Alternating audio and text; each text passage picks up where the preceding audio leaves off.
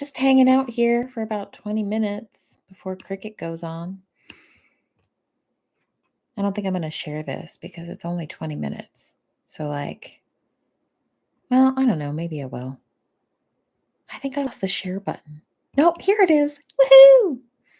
Yeehaw! Okay, I'm going to share it because I promised someone I would share it next time I do this.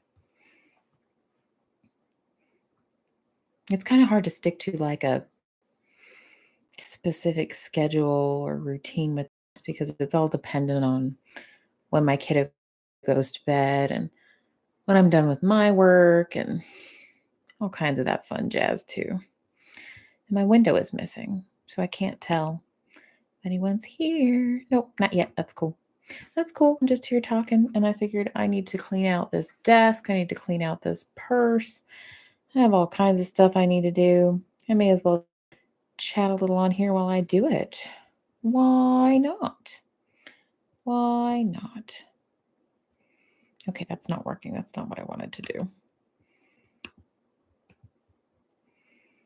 You can't see it because of the angle, but oh, that's right. I want to copy the link. That's right. That's what I want to do. Okay, we copied the link. Friends, copy the link. One of these days, I'm going to learn how to use StreamYard or Restream or similar because that would be fun and new and exciting. And I have to do new things all the time or I will go crazy. Not medically speaking, of course. Well, I don't know, maybe it could arise to that level.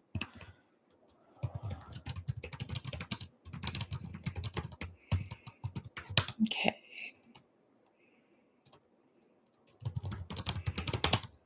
I'm posting this link, or I'm attempting to. So if somebody wandered in and I can't see them right now, it's not because I'm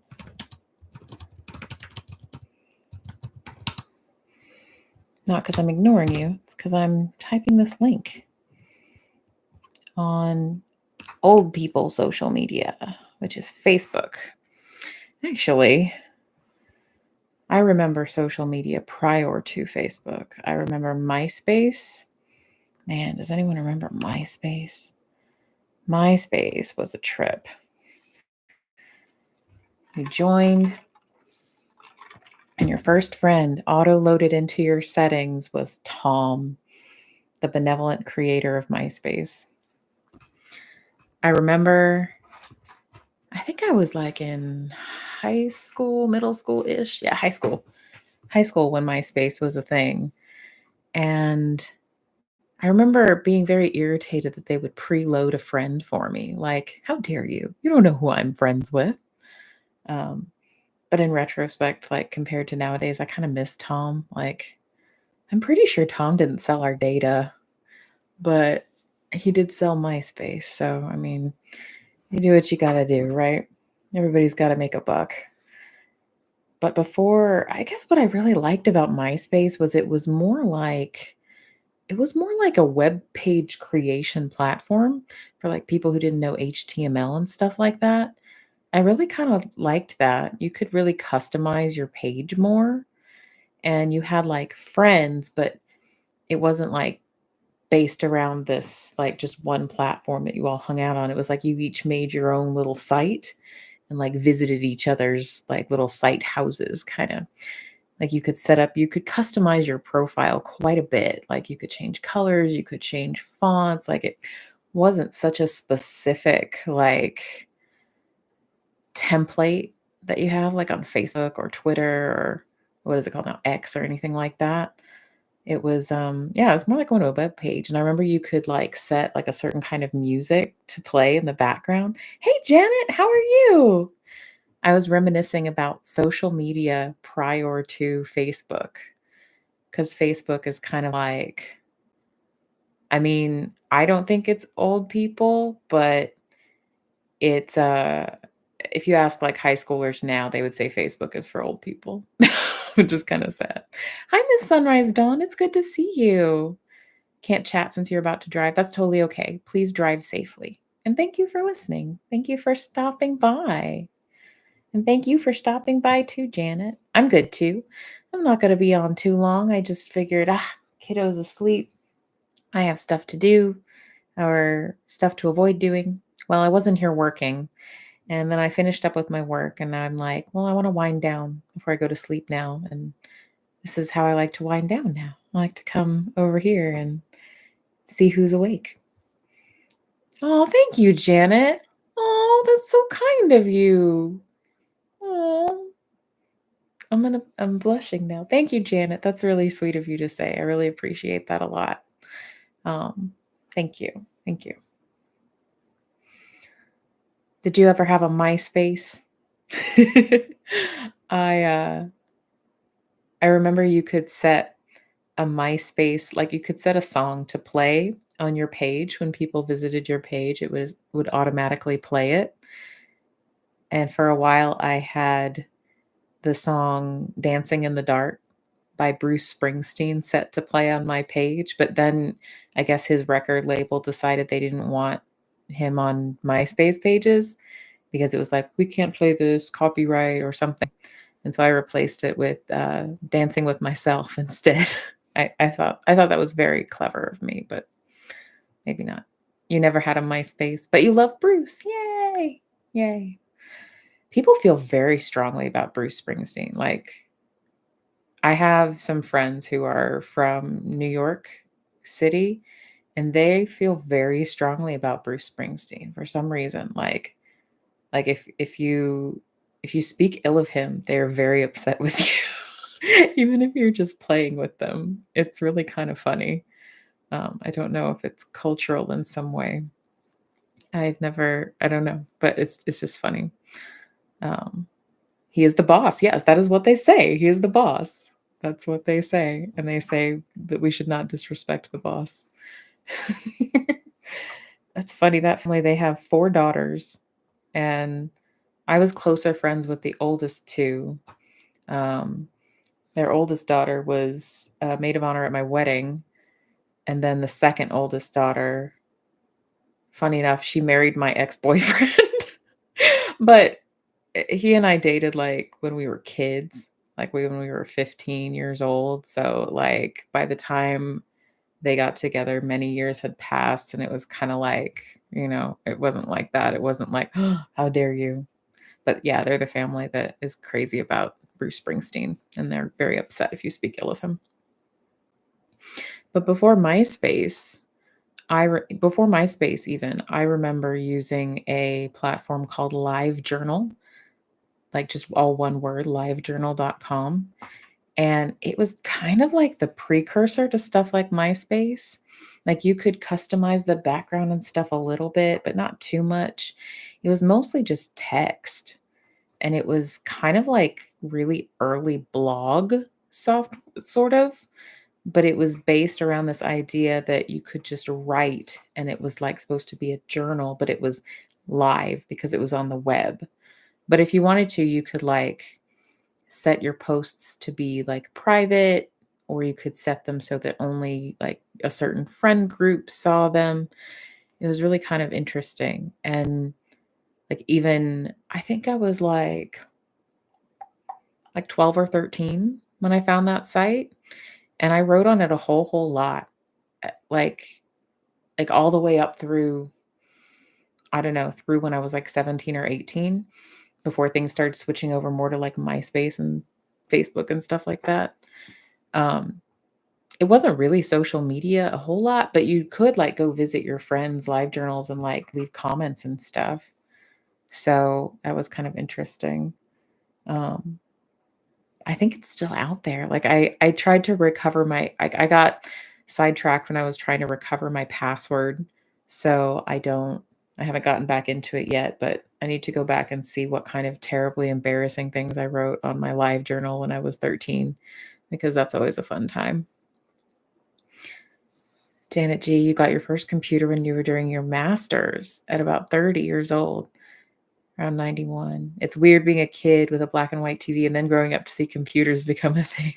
Yeah, yeah, that's like that's a whole, like, lifespan of technology happening there. That's pretty cool. I do remember pre-internet.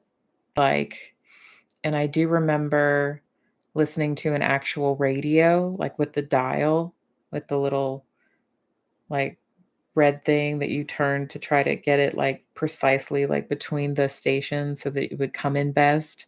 I listened to the radio a lot as a kid, a lot. I loved the radio. You still love the radio in your car? Yeah, I do. I do too sometimes. A lot of the time now I will put on like I actually still listen to CDs. Hey, Seventh, how are you? Good to see you. Thanks for stopping by. I'm not gonna hang out too late unless, people wanna hang out, then I'll hang out a little later. We'll see. I know people like to hop into, Chow Yun Smut's chat, so I'm just gonna hang out probably till it's time to go over there till I get a notification. Uh, I don't do that on purpose. This just happens to be kind of like when my kid's asleep and the house get quiet and my chores are done and stuff like that, like the dishes are washed and everything. So, like, this is just and I'm not working, so this is just when I have time. But I like that I get to see my up late friends and people. Oh, you sent something really funny for her tonight? A picture? Oh, cool. I can't wait to see it. Oh, you've got a fire going in the fireplace. Oh, that sounds comfy. That sounds nice. It has gotten to the point already where it is too warm to do like fires in the fireplace here. Like today, it was kind of muggy, actually. I think right now it's cooled off though. Now it's down to 61 degrees, but earlier it was like around 80 degrees. So yeah, not very good fireplace weather. 32 degrees Fahrenheit where you are. Ooh, snow yesterday. See, so I live in North Texas. I live in the Dallas Fort Worth area. And it does occasionally get that cold, but usually by this time of year it's done, unless you just get a freak weather change, which you can never discount that happens. I remember very distinctly being a kid around here, and one morning, I can't remember what time of year it was. I want to say it was around this time of year, probably springtime, but the day started out like bright, sunny, warm, beautiful, not a cloud in the sky. And then it turned into raining cats and dogs.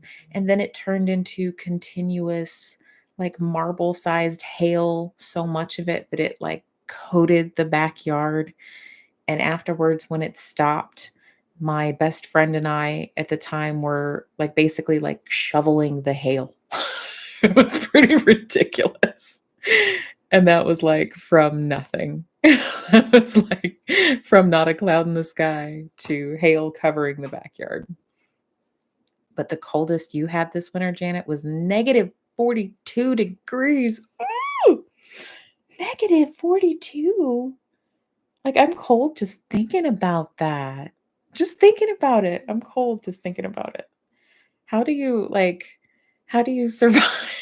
This is a stupid question maybe, but, like, how do you how do you even put on enough clothing to deal with that? Like, how do you heat a home through that? Like, I know, like, we had a crazy winter here, like, a few years ago. It, like, never stays freezing for more than a couple days at a time here typically, but it did one year for, like, a week, and usually if we get snow, it melts, like, in 24 hours because it doesn't stay frozen, but that week it stayed, and that was, like everybody lost their minds, and the power grid couldn't handle it here because we're not used to that, and it was not good. Um, it was wacky. So I don't know what we would do with negative 42. I can't even, like, conceive of that. Like, my husband's family makes fun of me because 'cause they're from Massachusetts, New Hampshire, and they get actual winter there. Like, I guess I get fake winter here. They get actual winter with snow and stuff that doesn't melt, and, they'll say stuff like, "Oh, it was, like, 2 degrees," and I'll say, "That's not a temperature. That's not a temperature." Um, that's how I feel about it. Oh, but your houses are really well insulated? Triple pane windows. Ooh, that's nice. That could actually come in handy here in the summer. See, our energy bills get out of control in the summer when we're trying to cool the houses because it gets up to 100 degrees all the time. Oh, it's currently 65 where you are in North Georgia, Miss Sunrise Dawn. That's not bad. It's 61 here in North Texas.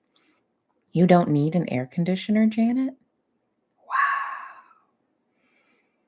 Being a North Texan, that's impossible for me to conceive of. Although my mother did grow up in Dallas in like the 50s and the 60s, and she remembers being a child and not having air conditioner in her house yet, even though it would get up in the high 90s. Um, she has said that, like, to manage the heat at night, they would turn on these big fans and they would actually spray the sheets with water. And then you'd put the fan on you and it would cool you down. It's pretty wild. Janet, you said a lot of people have AC, but you'd only need it 5 days a year. Wow. I still remember the first time I went to a part of the country that didn't have AC year round. I was 15 and I went on a Girl Scout trip to Pennsylvania. And they actually told us, like, hey, pack a little mini fan because a lot of these dorms don't have air conditioning. And I thought that was the craziest thing I'd ever heard because I grew up here where air conditioning is like, no one's going to live here without air conditioning. Like, it's unheard of. But it wasn't that hot there, even in the middle of the summer. It was more like, I think the hottest it got was like low 80s, which was just wild. Miss Sunrise Dawn, you agree it's wild not needing AC. It seems so strange too, because you're in Georgia. Yeah. Georgia. Oh, and 54 in Southern California, 7th. 54 is not bad. That's nice. In parts of Canada, you have to have AC, but not in my area. Oh, okay. All right. Canada's huge. Like, I can't even, I mean, I guess the United States is huge too, but I grew up knowing, like, learning how it was like divided up into states. So for some reason on a map, Canada looks so much more vast to me, but maybe it's just because I've never been there. But there are parts you need air conditioning. That's interesting. So I have this bad habit of, like, keeping, like, I'll start using like a bag or a purse and then I'll switch to another one and only take out the, like, absolutely necessary stuff that I need. And then, like, all this other stuff gets, like, abandoned in the old bag. And then later I find it and I'm like, I didn't know I had this.